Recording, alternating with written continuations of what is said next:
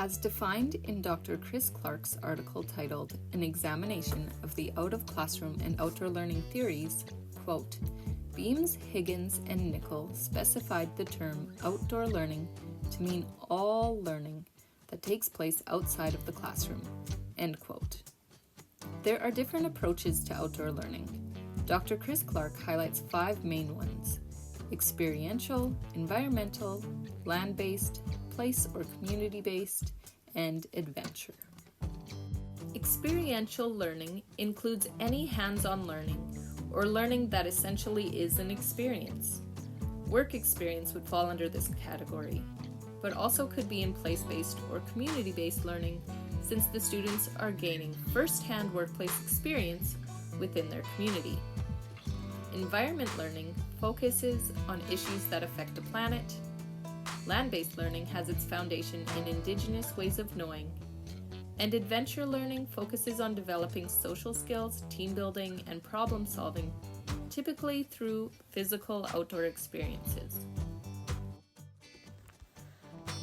The top 5 benefits of outdoor learning as summarized from Dr. Chris Clark's affordances and impacts of out-of-classroom and outdoor learning. The first benefit is enhanced academic achievement. By providing experiential and holistic learning opportunities, outdoor learning helps students achieve a better mastery of curriculum standards and enables the practical application of knowledge. This is particularly beneficial for struggling students, enhancing their academic competence and reducing dropout rates.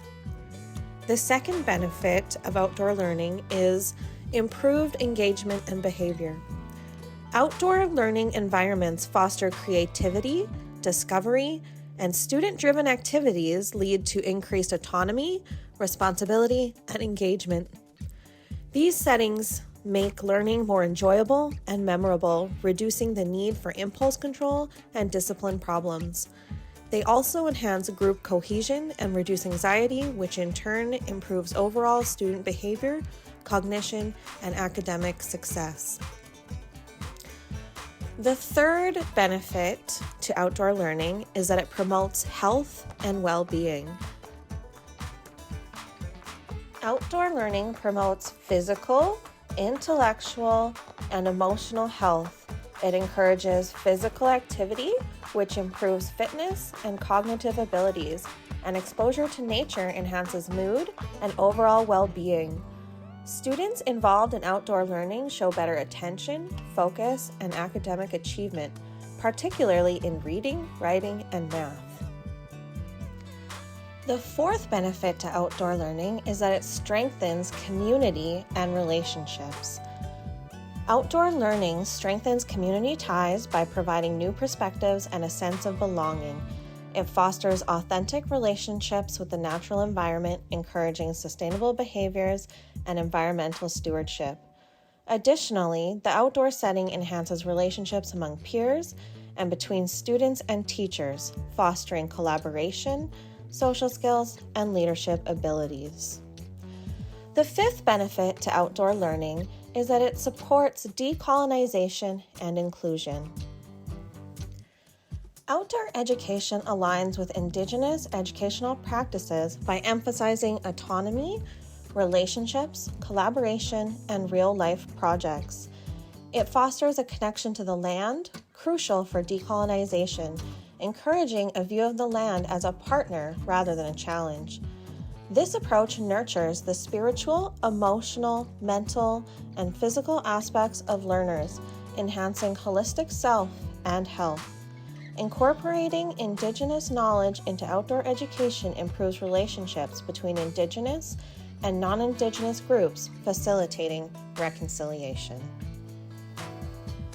These benefits highlight how outdoor learning environments can create a more engaging, inclusive, and effective educational experience for students and teachers alike.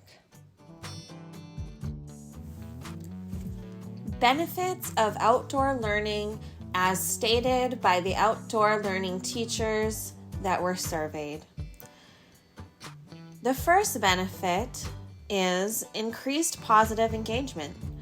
Outdoor activities with fresh air, sunshine, and ample space significantly enhance students' focus, behavioral regulation, and engagement with the material. This heightened engagement is evident in both general and special education students, with outdoor settings providing meaningful, hands-on learning experiences. The next benefit, as stated by outdoor learning teachers, is improved behavior and calmness. Teachers report a decrease in negative behaviors and a notable calmness in students during outdoor lessons. The outdoor environment promotes student-led exploration and learning, contributing to a more relaxed and positive atmosphere, which is particularly beneficial for students with behavioral challenges. The next benefit is enhanced self-confidence and agency. Outdoor activities, especially those involving group work and leadership roles, help build students' self-confidence. This boost in confidence is crucial for overall success and is particularly significant for students in special education who may struggle with self-esteem in traditional classroom settings.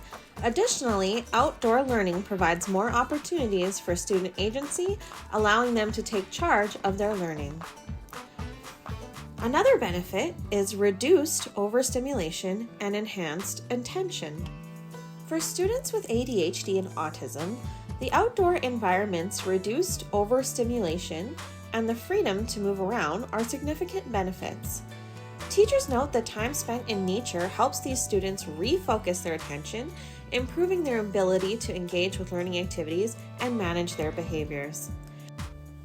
And finally, the outdoor learning teachers also reported that another benefit to outdoor learning was increased joy and enjoyment of learning.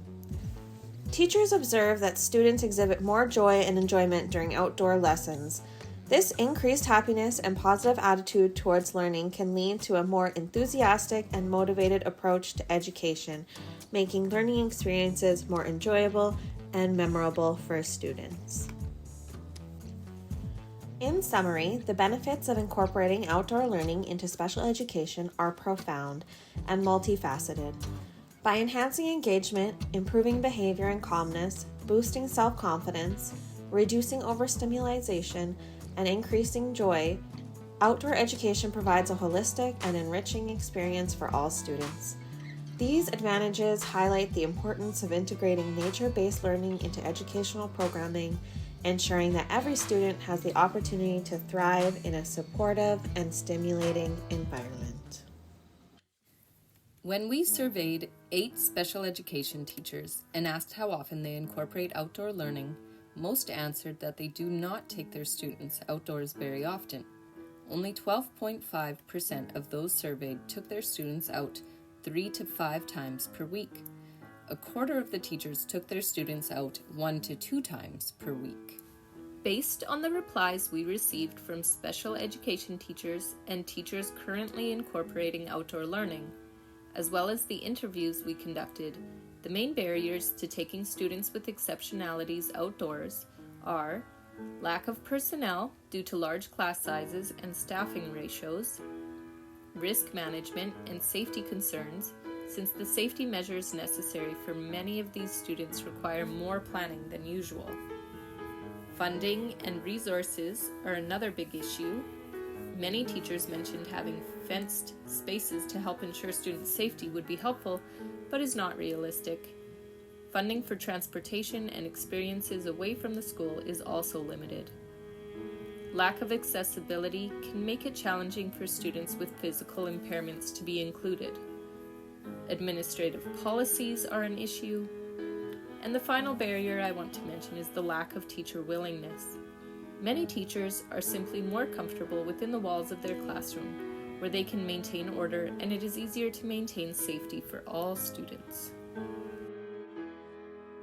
100% of teachers surveyed said they do not have adequate resources and support to conduct outdoor lessons. Based on the provided responses, The most common resources or supports needed to better incorporate outdoor learning into programming include additional support staff, fenced outdoor spaces and equipment, funding, which include financial resources for transportation, materials, supervision, and creating or maintaining outdoor learning spaces, in-service training such as professional development opportunities focused on integrating outdoor education, and more time. Summarizing the findings from our surveys, the percentage of students with exceptionalities reported by the respondents varies widely, from as low as 5% to as high as 50%, with some respondents indicating specific circumstances, for example, special program classrooms, types of educational programs, etc., that influence these numbers. The most common exceptionality found within outdoor learning classrooms is ADHD, but 70% of teachers have also had a student with autism, physical impairments, and/or cognitive impairments, and have modified or adapted successfully. Though these numbers vary greatly, the important thing to note is that all of the outdoor learning teachers surveyed have had a student or multiple students with exceptionalities in their programs and have met their needs through outdoor learning successfully. 5 tips to help special education teachers incorporate more outdoor learning as suggested by current special education teachers. The first tip is to increase staff support. Ensuring sufficient adult support is crucial for managing and facilitating outdoor activities, especially given the supervision needs of special education students.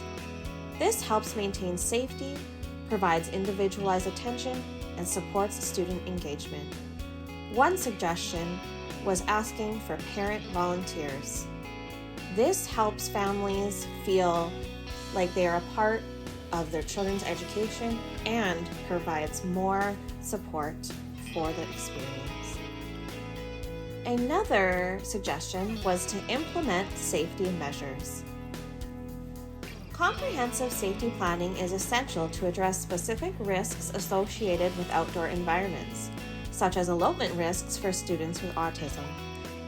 Fenced areas, clear boundaries, and well-communicated expectations help ensure student safety. Another tip is to leverage community resources. Collaborate with local organizations and resources to enhance outdoor learning opportunities. This can include partnerships with nature centers, community gardens, and local parks. Another tip is to create or plan to use accessible outdoor spaces. Developing or using outdoor areas that are accessible for all students, including those with physical disabilities, ensures inclusivity. This includes paved pathways, ramps, and appropriate sensory equipment to accommodate various needs. The final tip is to secure adequate funding. Obtain financial resources to cover transportation, materials, supervision, and the creation of maintenance of outdoor learning spaces. Seek grants, donations, and support from community organizations. This could include starting a bottle recycling program within your school.